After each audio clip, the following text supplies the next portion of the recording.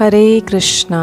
आप सभी को आषाढ़ शुक्ल पक्ष एकादशी की हार्दिक बधाई। इस एकादशी को पद्मा एकादशी, देवशयनी एकादशी और विष्णु शयनी एकादशी भी कहते हैं। इस एकादशी से श्री भगवान विष्णु सभी देवताओं के साथ योग निद्रा में चले जाते हैं, वो भी 4 महीने के लिए। इसीलिए इन 4 महीनों में कोई भी शुभ कार्य नहीं किया जाता, क्योंकि इस समय के दौरान यज्ञ में किसी भी देवता की आहुति नहीं दी जा सकती। इसी शयनी एकादशी से चतुर्मास्य का भी प्रारंभ होता है, जो भक्ति के लिए सर्वोत्तम समय माना गया है। तो चलिए अब हम आपको इस एकादशी की रोचक कथा बताते हैं। साथ ही इस एकादशी की पूजा विधि का भी वर्णन करेंगे कि किस प्रकार हमें इसका पालन करना चाहिए। अब हम सीधा चलते हैं युधिष्ठिर महाराज के महल में। एक समय युधिष्ठिर महाराज श्री भगवान कृष्ण से प्रश्न करने लगे कि हे केशव, आषाढ़ शुक्ल एकादशी का क्या नाम है, इसकी क्या विधि है और किस देवता का पूजन किया जाता है। श्री कृष्ण भगवान कहने लगे कि हे युधिष्ठिर, जिस कथा को ब्रह्मा जी ने श्री नारद जी से कहा था वही मैं तुमसे कहता हूँ, सो ध्यानपूर्वक सुनो। एक समय नारद जी ने ब्रह्मा जी से यही प्रश्न किया। तब ब्रह्मा जी ने उत्तर दिया कि हे नारद, तुमने कलयुगी जीवों के उद्धार के लिए बहुत उत्तम प्रश्न किया है, क्योंकि एकादशी का व्रत सभी व्रत में से श्रेष्ठ है।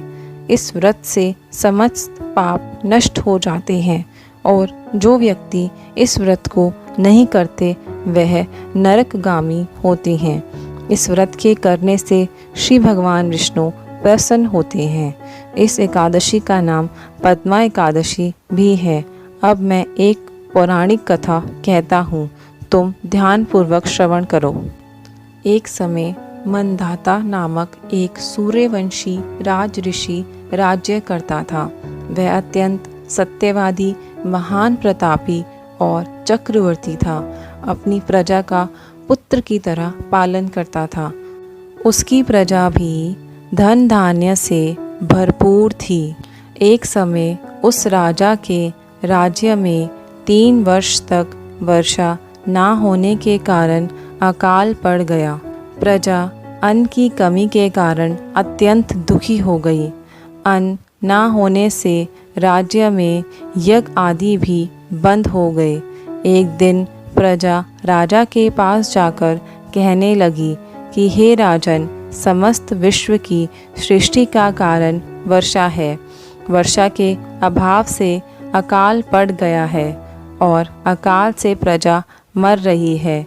इसलिए कोई ऐसा उपाय बताएं जिससे प्रजा का कष्ट दूर हो। राजा मंधाता कहने लगे कि आप लोग ठीक कह रहे हैं। वर्षा से ही अन्न उत्पन्न होता है और आप लोग वर्षा ना होने के कारण अत्यंत दुखी हैं।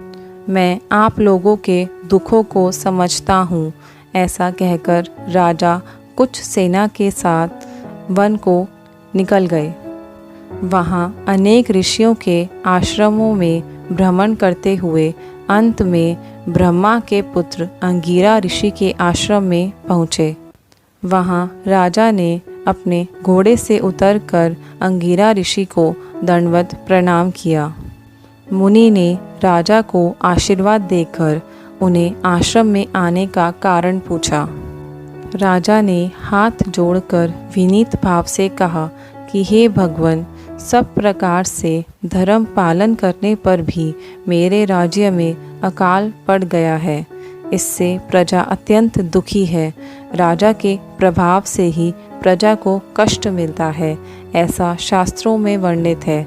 जब मैं धर्म अनुसार राज्य करता हूँ तो मेरे राज्य में अकाल कैसे पड़ गया? मैं आपसे इसी संदेह को निवृत्त करने के लिए आया हूँ। कृपा करके मेरे संदेह का निवारण कीजिए।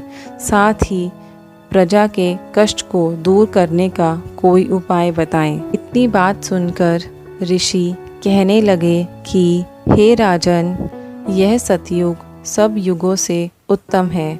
इस युग में धर्म के चारों स्तंभ सम्मिलित हैं, अर्थात इस युग में धर्म की सबसे अधिक उन्नति है। लोग ब्रह्मा की उपासना करते हैं और ब्राह्मणों को ही केवल वेद पढ़ने का और तप करने का अधिकार है। परंतु आपके राज्य में एक शूद्र तपस्या कर रहा है। इसी दोष के कारण आपके राज्य में वर्षा नहीं हो रही है। इसलिए आप प्रजा का भला चाहते हो तो उस शूद्र का वध कर दीजिए। इस पर राजा कहने लगे कि हे महाराज, मैं उस निरपराध तपस्या करने वाले शूद्र को किस प्रकार मार सकता हूँ? आप इस दोष से छूटने का कोई और उपाय बताएं। तब ऋषि कहने लगे कि हे राजन, यदि तुम अन्य उपाय जानना चाहते हो तो सुनो। आषाढ़ मास के शुक्ल पक्ष की पद्मा एक नाम की एकादशी का विधि पूर्वक व्रत करो। व्रत के प्रभाव से तुम्हारे राज्य में अवश्य ही वर्षा होगी और प्रजा को सुख मिलेगा। यह एकादशी का व्रत सभी सिद्धियों को देने वाला है और उपद्रवों को शांत करने वाला है। अतएव आपको प्रजा और सेवक मंत्रियों सभी के साथ इस उत्तम व्रत को करना चाहिए। मुनि के वचन सुनकर राजा ने अपने नगर वापस जाकर विधि पूर्वक पद्मा एकादशी का व्रत किया। उस व्रत के प्रभाव से वर्षा हुई और राजा को और तथा सभी प्रजा को सुख प्राप्त हुआ। अंततः इस मास की एकादशी का व्रत सभी मनुष्य को करना चाहिए। यह एकादशी सभी कष्टों को दूर करने वाली है। इसी कथा को पढ़ने व सुनने मात्र से मनुष्य के समस्त पाप नष्ट हो जाते हैं। इस एकादशी के दिन सभी को सूर्य उदय से पहले उठकर श्री भगवान की मंगला आरती करनी चाहिए।